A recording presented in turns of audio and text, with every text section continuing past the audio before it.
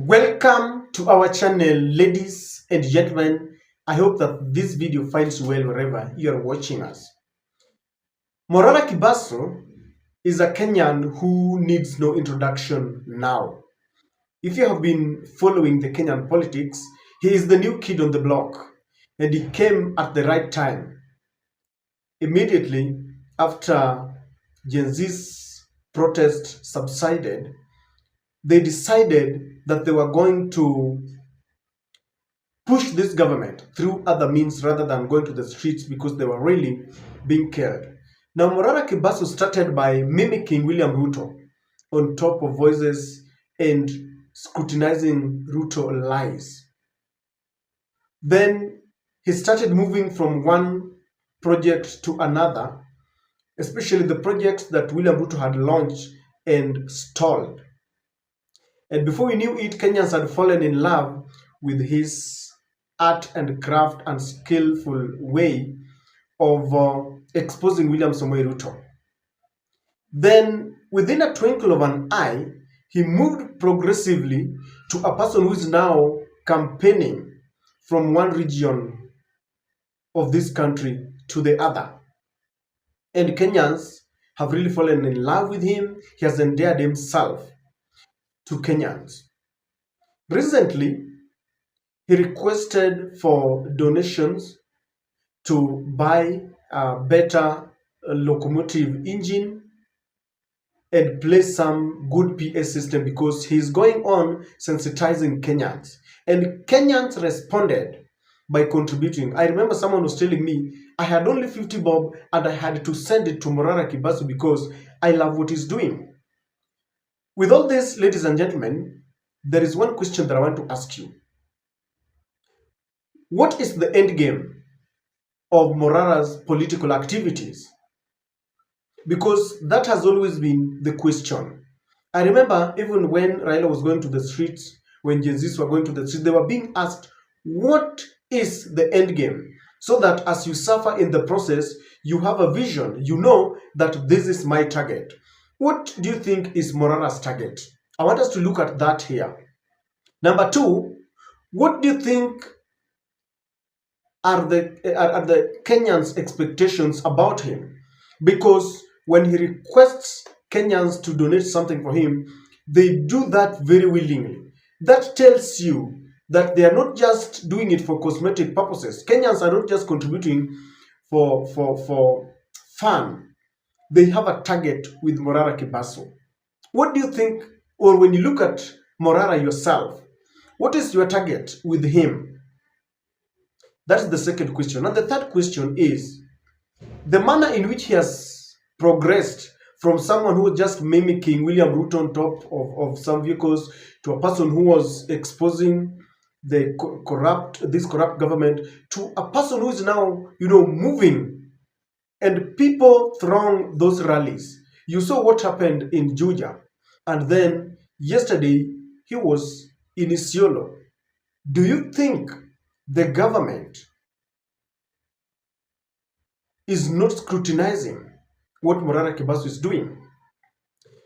And I want to draw your attention to a recent meeting where Raila was being unveiled as the official East African candidate to the African Union Commission chairmanship. Ugandan President Yoweri Kaguta Museveni told us that he's been receiving intelligent report that Babu Owino is working closely with the Ugandan opposition leader Bobi Wine. And I want you to picture that Babu is in Kenya, yet Yoweri says that he keeps on receiving that information about this man called Babu. Now, Morara Kebaso is in Kenya. How much more do you think the intelligence report is going to William Ruto every day? And that is what I want us to discuss here. See what happened in Isiolo when he did an impromptu visit to them.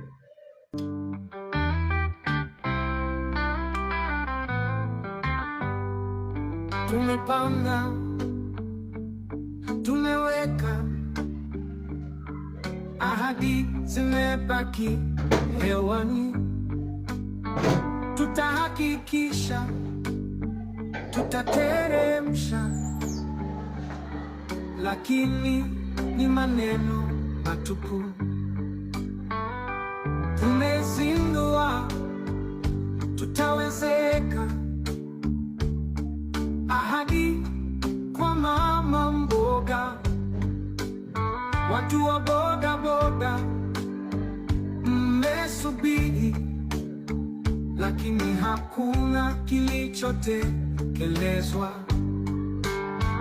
Tumepanga, tumeweka, mipango imebaki kwa karatasi. Tutahakikisha, With that kind of following that Morara Kebaso is attracting, I can assure you that the deep state, State House, NIS will not sit pretty, because Morara is now scaring the government. You can take that to the bank. And moving forward, I'm sure after the Juja rally, and yesterday it was Isiolo, and I'm sure they have already dispatched some spy who will be working very closely. Some of them will pretend to be his friends, because they just want to know the next move. Knowing the next move will help them know how to counter with Morara, because they will not sit down. They want to know how to deal with him. In fact, there will be bribery attempts. They will try to bribe him. If that fails, they will try to intimidate him, because Morara is becoming a force to reckon with. Morara is becoming a thorn in the flesh to William Samuel Ruto. Kindly subscribe to our channel if you're watching us for the first time.